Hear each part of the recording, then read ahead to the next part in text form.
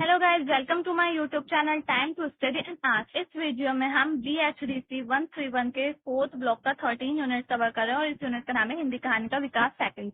हिंदी कहानी का विकास फर्स्ट है, हमारा 12th यूनिट है जिसकी वीडियोस भी मैंने चैनल पर अपलोड कर चुकी हूँ। अगर आपने नहीं देखे तो चैनल की प्लेलिस्ट पे जाकर आप वो देखिए। इस यूनिट की भी हम इससे पहले 2 वीडियोस अपलोड कर चुके हैं जिसमें हमने प्रस्तावना, नई कहानी, साठोत्तरी कहानी, समकालीन कहानी इन चारों टॉपिक पर डिस्कशन किया था। इस वीडियो में हम दलित संदर्भ, हिंदी कहानी में सिर स्वर, इन 2 टॉपिक्स पर डिस्कशन करेंगे। तो ये वीडियो का लास्ट पार्ट होगा। इसमें हम ये जो यूनिट है फिनिश कर लेंगे, कंप्लीट हो जाएगा ये यूनिट। और इससे पहले आपके लिए नई कहानी, साठोत्तरी कहानी, समकालीन कहानी, तो ये 3 टॉपिक बहुत ज्यादा इंपॉर्टेंट हो जाते हैं। तो अगर आपने ये वीडियोस नहीं देखे तो चैनल की प्लेलिस्ट में जाकर आप ये देखिए। मैंने इसमें आपको नोट्स भी प्रोवाइड कराने की कोशिश की है, क्योंकि सिर्फ ऐसा नहीं है मैं आपको ऊपर ऊपर से पढ़ा रही हूँ। मैंने इम्पोर्टेंट जो है वो पढ़ाया आपको, इम्पोर्टेंट मार्क भी कराया ताकि आपके नोट्स भी प्रिपेयर हो जाए उससे। तो इसमें हम आज दलित संदर्भ और हिंदी कहानी टॉपिक, हिंदी कहानी में स्त्री स्वर, इस टॉपिक पर डिस्कशन करेंगे। तो चलिए स्टार्ट करते हैं। सो यहाँ से हमारा दलित संदर्भ स्टार्ट होता है। अब दलित संदर्भ स्टार्ट होता है, मैं आपको उससे पहले का बता देती हूँ, नई कहानी और साठोत्तरी कहानी कहाँ से स्टार्ट होती है। तो नई स्वतंत्रता के बाद से नई कहानी जैसे बहुत सारे आंदोलन शुरू होते हैं। नई कहानी के साथ साथ और भी आंदोलन शुरू होते हैं, लेकिन नई कहानी उस समय का सबसे बड़ा और सबसे प्रमुख आंदोलन रहा, वो सबसे ज्यादा फेमस हुआ। और फिर उसके बाद नई कहानी के बाद बहुत सारे आंदोलन आए, लेकिन वो इतने ज्यादा फेमस नहीं हुए। फिर उसके बाद 1960 के दशक में जो कहानियां लिखी गई, 1960 के दशक के बाद जितनी भी कहानियां आंदोलन आए उनको साठोत्तरी कहानियों का नाम दिया गया। फिर उसके बाद 1960 के बाद जो आंदोलन थे वो खत्म हो गया। फिर उसके बाद समकालीन कहानियां आई। तो अब उसके बाद इसमें बताया जा रहा है दलित कहानी। दलित कहानी कब से शुरुआत हुई दलित कहानी की? तो दलित कहानी की शुरुआत हुई 20वीं सदी के अंतिम दशक से। 20वीं सदी के अंतिम दशक यानी कि 1990 के बाद से अंतिम दशक से शुरुआत हुई दलित चेतना पर, दलित चेतना से संबंधित कहानियां लिखी जाने लगी, जिसमें प्रमुख है मार्कंडे का हलयोग, देश की कहानी, मनु, ओम प्रकाश वाल्मीकि, बेल की खाल और सलाम। सलाम इनकी कहानी बहुत ज्यादा इंपॉर्टेंट है। आप फाइनल ईयर में आएंगे तब आपको पढ़ेंगे आप लोग। सलाम कहानी बहुत इंपॉर्टेंट है। और ये जितनी भी कहानियां रही है ना, ये 2 वर्गों के संबंधित है। एक तो दलित इसमें आ जाएंगे और दूसरे आ जाएंगे इसमें ब्राह्मण। ब्राह्मण को जो है ये लोग पहले टाइम में ब्राह्मण खुद को स्वर्ण कहलाते थे, स्वर्ण कहते थे खुद को, और दलितों को बहुत बुरा समझा जाता था। और इसी में ही विभांशु दिव्याल की एक गड़ासा कहानी दी है। तो ये सारी इसकी उल्लेखनीय कहानी, इंपॉर्टेंट कहानी है। जो दलित होते थे उन पर तरह तरह के जुल्म ढाए जाते थे। उनको शिक्षा भी, मतलब उनको पढ़ने भी नहीं दिया जाता था, और ऐसा माना जाता था कि वो मंदिर में भी नहीं आएंगे। उनका छुआ हुआ पानी भी नहीं पिया जाता था। उनके साथ हर तरह से अत्याचार किया जाता था, उनका शोषण किया जाता था। तो यही बताया जाता है ज्यादातर कहानियों में दलितों की। पहले आएंगे इसमें मारकांडे। तो मारकांडे की कहानी इसमें हलयोग के बारे में दे रखा है, जिसमें स्वर्ण मानसिकता पर सीधे आघात किया जाए। स्वर्ण मानसिकता यानी कि ब्राह्मणों ने जो अपनी मानसिकता बना ली थी उसके बारे में इसमें बताया जाएगा। दलित युवकों पर तरह तरह के जुल्म किए जाते थे और बहुत ज्यादा क्रूरता झलकती थी उनकी। क्रूरता उनकी इस तरह की होती थी कि वो दिल को दहला देती थी। हृदय इनके बाद हृदय की कहानी मनु में भी बदलते माहौल का खुला बनाया गया है। मतलब जिस तरह से माहौल धीरे धीरे बदल रहा था, परिस्थितियां बदल रही थी, और उस समय में भी मतलब स्वतंत्रता को इतने साल हो चुके थे और अब भी स्वर्ण और जो दलित है उनके बीच का भेदभाव जो था वो बना हुआ था। जो ब्राह्मण होते थे वो अब भी दलितों के साथ बुरा व्यवहार करते थे। तो उसके बारे में इस कहानी में बताया गया है। उन्होंने इस कहानी में स्पष्ट रूप से व्यंजित किया है कि बदलते माहौल के साथ नहीं बदल सकता। माहौल जो है वो बदलते माहौल के साथ नहीं बदल सकता, उसे अपमानित होना होगा। सहन शक्ति ना हुई तो मरना भी होगा। दलितों के बारे में कह रहे हैं ये कि दलित जो है वो बदलते माहौल के साथ भी नहीं बदल सकता। तो अगर वो नहीं बदलेगा तो उसे अपमानित होना पड़ेगा। अगर उसके अंदर इतनी सहन शक्ति, अपमानित होने की सहन शक्ति नहीं होगी तो वो मरना भी पड़ेगा। बहुत सारे दलित ऐसे होते थे जो आत्महत्या कर लेते थे। इतना ज्यादा अपमान होता था उनका, इतना ज्यादा अत्याचार होता था कि वो आत्महत्या भी कर लेते थे। तो मनु के जो ब्राह्मण है पंडित सत्यनारायण अपने को बदल नहीं पाते और अपने पाखंडी और घिसे पिटे संस्कार को छोड़ नहीं पाते। यही कहानियों में बताया जाता है। इस समय जितनी भी कहानियां लिखी गई उसमें यही बताया गया है कि जो जितने भी ब्राह्मण होते थे वो अपने आप को बदल नहीं पाते थे, अपने आप को चेंज नहीं कर पाते थे, परिस्थितियों के हिसाब से नहीं चेंज कर पाते थे, और अपनी घिसी पिटी मानसिकता को वो घसीटते ही रहते थे और बुरा व्यवहार करते थे। इधर स्वयं दलित कथाकारों ने हिंदी कहानी में महत्वपूर्ण हस्तक्षेप किया। मतलब कुछ कहानीकार ऐसे थे जो दलित नहीं थे और ज्यादातर दलितों ने कहानियां लिखी। कुछ कहानीकार ही ऐसे थे जो दलित नहीं थे। बाकी जो हिंदी में जो दलितों पर कहानियां लिखी गई वो ज्यादातर दलितों ने ही लिखी। दलितों ने अपनी जो आप बीती थी उसको लिखना शुरू कर दिया। ओम प्रकाश वाल्मीकि की कहानी है ये अंत नहीं में उच्च जाति के वर्चस्व वाले समाज में दलित समुदाय के शोषण की कथा सामने लाई गई है। तो इनकी कहानियों के बारे में बताया जा रहा है। मैं इतना ज्यादा डीपली नहीं समझाऊंगी क्योंकि इसके बाद में स्त्री स्वर पर भी बात की जाएगी। स्त्री स्वर का टॉपिक रह जाता है तो वो बहुत ज्यादा लंबा टॉपिक है जिसको हम जल्दी जल्दी कंप्लीट करना है और छोटे पार्ट में ही बनानी है मुझे वीडियो। तो दलितों के साथ अत्याचार होता था यही सब बताया गया। इनकी कहानी ये अंत नहीं, इसके शीर्षक से हमें समझ आ रहा है कि किस तरह की कहानी होगी। दलितों के बारे में बताया जा रहा है और जो ब्राह्मण है उनके बारे में बताया जा रहा है। समाज में जाति व्यवस्था चल रही होती है। दलितों के साथ बहुत ज्यादा बुरा व्यवहार किया जाता है। जाति व्यवस्था सबसे ज्यादा बुरी व्यवस्था थी उस समय की समाज में। अब इसके बाद है मोहनदास नेमिराश्य। नेमिराश्य की कहानी अपना गांव परंपरागत शोषण युक्त ग्रामीण सामाजिक संरचना के प्रतिकार की कहानी है। तो ये 3 आपके लिए इम्पोर्टेंट हो जाते हैं और ये आपके नोट्स अगर आपको चाहिए नोट्स तो ये उसमें भी आपके हो जाएंगे।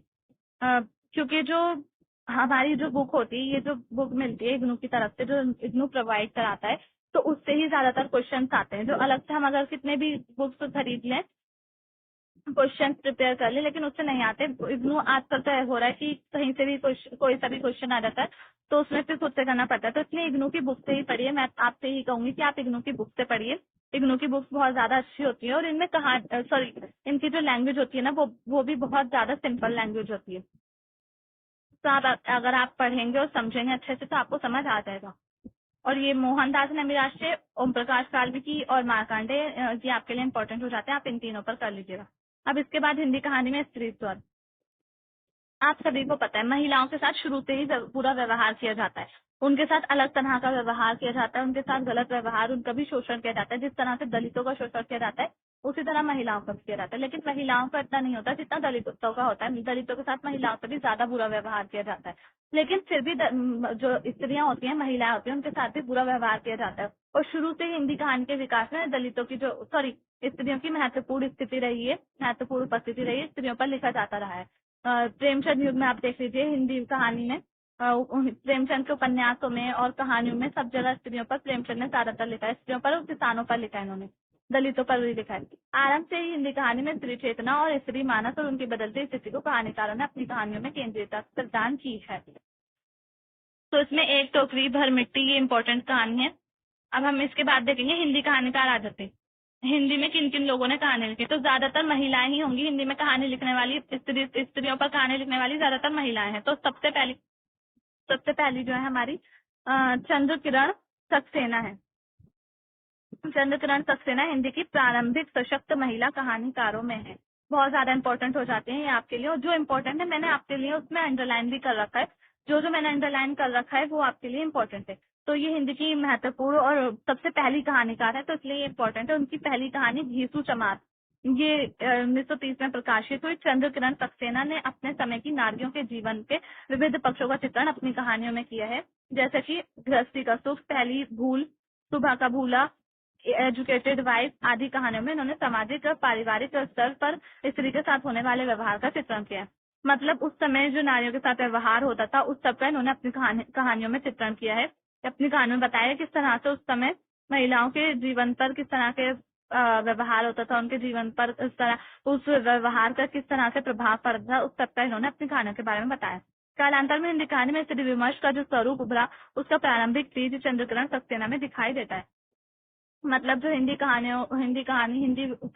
स्त्री विमर्श का जो स्वरूप उभरा, स्त्री विमर्श का जो विकास हुआ, उसका जो बीज बोया वो चंद्रकिरण ने बोया, चंद्रकिरण सक्सेना।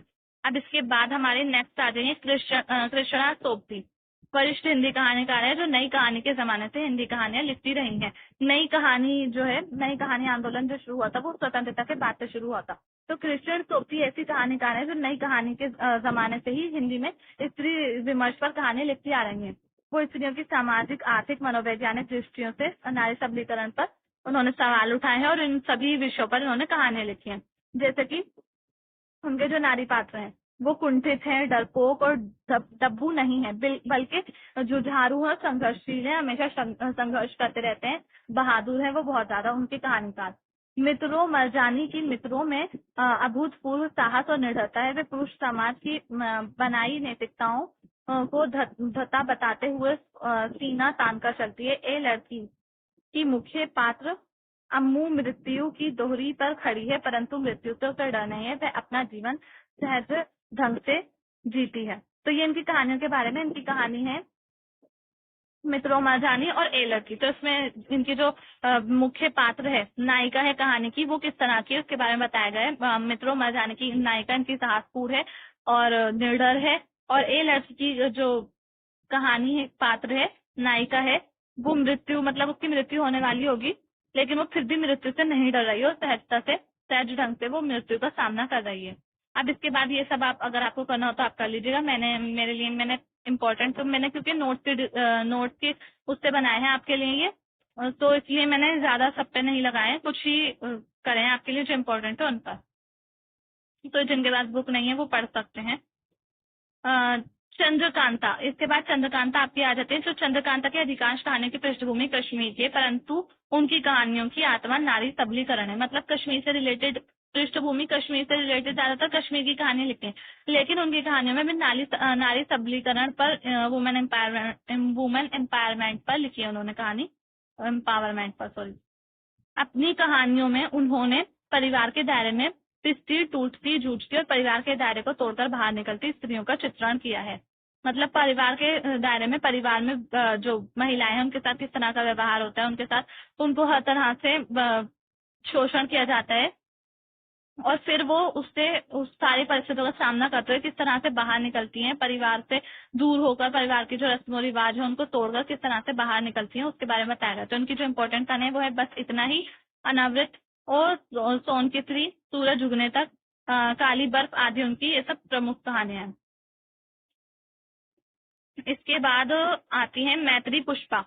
मैत्री पुष्पा नई पीढ़ी की चर्चित कहानीकार हैं। उन्होंने गांव में महिलाओं के संघर्ष और सबल होती नारी का चित्रण किया है। मतलब इन्होंने गांव की महिलाओं पर लिखा है और ये नई पीढ़ी की कहानीकार है। गांव में सबल होती नारी उनकी कहानियों का मुख्य स्वर है। सिन्हार, ये इनकी प्रमुख कहानियां आ जाएंगी। सिन्हार, लल मनिया फैसला, ये इनकी कहानी है। अब इसके बाद हमारा ये यूनिट फिनिश हो जाता है। तो अगर आपको वीडियो पसंद आई हो तो हम यहीं पर वीडियो एंड कर देते हैं, और अगर आपको वीडियो पसंद आए तो प्लीज लाइक करें, शेयर करें, चैनल को सब्सक्राइब करना ना भूलें फ्रेंड्स।